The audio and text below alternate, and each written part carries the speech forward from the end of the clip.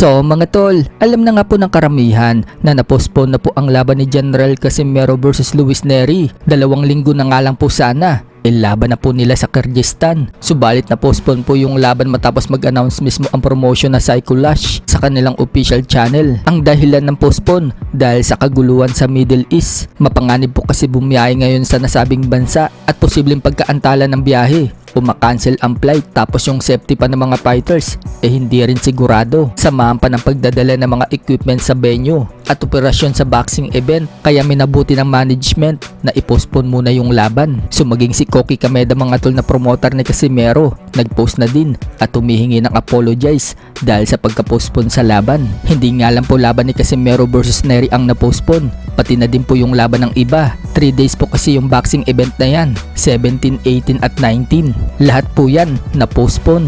So nagsalita na nga din po ang head coach at trainer ni Cuadro Alas na si Jason Casimero tungkol sa pagkaka-postpone sa laban. Wika ni Jason Casimero, pabor umano sa kanila na ma-postpone yung laban dahil makakapag-ensayo pa daw na mabuti itong si Cuadro Alas dahil may time pa daw ito. Aminado din po si Jason Casimero na nakukulangan pa daw siya sa training nila, kaya pabor daw sa kanila yan. Hindi naman daw cancel yung laban, kundi postpone lang. Among training, murag nakuwangan mi sa training ba?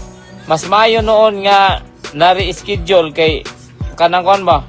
Murag ako ba nakuwangan ko sa training. Dagdag pa ni Jason, alam daw nila kung kailan daw mare-reschedule yung laban at pagmimitingan daw nila kung saang lugar gaganapin. So sinabi nga po ni Jason kasi meron mga tol na sana daw sa Japan na lang daw ganapin yung laban. Mas maganda daw kasi sa Japan dahil mas marami daw fans si Cuadro Alas sa bansang Japan. So sa ngayon mga tol, maghihintay muna ang mga fans kung kailan ulit mare-reschedule yung laban. Ang importante dyan, matuloy pa rin po yung laban nila. Samantala, dahil mamaya na po ang laban ni Marlon Tapales versus Yukinori Uguni sa Japan, nagbigay po ng prediction si Jason Casimero. Sinabi ni Jason Casimero mga tol na kaya daw in-knockout ni Tapales itong si Uguni. Basta maging fighter lang daw ang estilo ni Tapales. Kapag umabot naman daw ng desisyon yung laban, sa tingin din daw ni Jason Casimero, mananalo pa rin daw itong si Tapales. Pero hindi daw yan sure dahil sa promotion daw yan ng kalaban. Sa ibang banda naman mga tol, nagsalita na nga din po si Marlon Tapales sa pag-overweight niya kahapon. Ang nangyari pala dyan mga tol, nag-overweight si Tapales sa unang salang. 56 kilograms po kasi ang kanilang paglalabanan, pero over po si Tapales. Tumimbang po siya ng 56.1 kilogram. Sumuling sumalang po itong si Tapales mga tol. Nagubad pa nga po siya ng boxer. Konting-konti na lang, kuwang-kuwa na po niya yung timbang, pero over pa rin po siya ng 0.06 pounds. So dahil konti lang naman po ang diferensya, pinayagan na po siya ng kanyang kalaban. So sinabi nga po ni Tapales mga tol na nagulat daw siya dahil underweight daw siya sa scale nila, pero pagdating daw sa weigh-in, over daw siya. Pero ganun pa man, sa pangalawang salang, halos kuha naman daw niya yung timbang at pumayag naman daw yung kalaban niya. Pero kung bibigyan daw siya ng oras para magpapawis, madali na lang daw kunin yung timbang.